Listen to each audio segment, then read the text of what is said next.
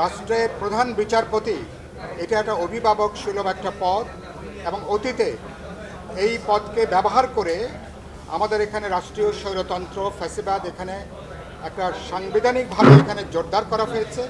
এ ব্যাপারে সতর্ক থেকে আমরা আজকে সারাদিন আলাপ আলোচনা করেছি এবং আমরা আপিল বিভাগের জ্যেষ্ঠতম যারা দায়িত্বে আছেন সে যারা কাজে আছেন দায়িত্ব পালনরত আছেন সেখান থেকে আমরা অ্যাটলিস্ট দুটো অপশান আমরা সেখানে ওপেন রাখতে বলেছি। তো সেই জায়গা থেকে আমরা আলাপ আলোচনা করে নীতিগতভাবে আমরা একমত হয়েছি এবং এটা অপশানটা একটা থাকবে, কর্মরত কেবলমাত্র জ্যেষ্ঠতার ভিত্তিতে একজন থাকবে নাকি দুজনের বিবেচনা থেকে রাষ্ট্রপতি সিদ্ধান্ত নেবেন সেটা আগামীতে আলোচনা করে আগামী সপ্তাহে এ ব্যাপারে আমরা সিদ্ধান্ত গ্রহণ করব। 2 নম্বর হচ্ছে তত্ত্বাবধায়ক সরকারের ব্যাপারে নীতিগতভাবে রাজনৈতিক দলগুলো আমরা সবাই একমত। উচ্চ আদালতে এটা নিয়ে এখন একটা মামলা আছে।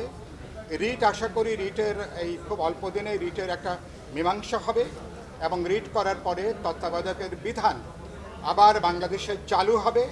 আমরা এটাকে অ্যাজুম করে এটাকে ধরে নিয়েই আজকে আলোচনা হয়েছে এবং সেই জায়গা থেকে প্রধান উপদেষ্টা কিভাবে তিনি নিয়োগপ্রাপ্ত হবেন সে ব্যাপারে আজকে আলাপ আলোচনা হয়েছে এবং 25 বছরের ওয়ারেন্টিযুক্ত দীর্ঘস্থায়ী দরজা প্রোটেক্টর, আধুনিক ও মজবুত দরজা। এটা নিয়েও আমরা তাদের আগের যে অবস্থান ছিল আজ কিছু নতুন প্রস্তাবনা এসছে, দলগুলো এটা নিয়ে আরও চিন্তা করবে, বিবেচনা করবে, করে আগামী সপ্তাহে আশা করি এটা নিয়েও সুনির্দিষ্ট সিদ্ধান্ত হবে। বিপ্লবী ওয়ার্কার্স পার্টি থেকে একটা কথা যেটা আমরা উল্লেখ করেছি, অতীতে আমাদের এখানে কোনো তত্ত্বাবধায়ক সরকারের জবাবদিহিতার কোনো বিধান আমরা কিন্তু আগে দেখিনি।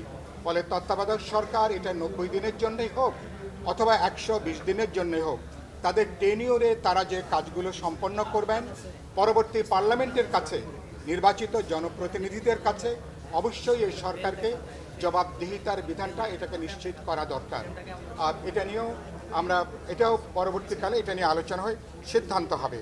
আর সর্বশেষ জরুরি অবস্থা নিয়ে যেটুকু আলোচনা হয়েছে আপনারা এটা শুনেছেন, আমি এটা বিস্তারিত ব্যাখ্যার প্রয়োজন নেই, কিন্তু আমরা বলেছি বিশেষ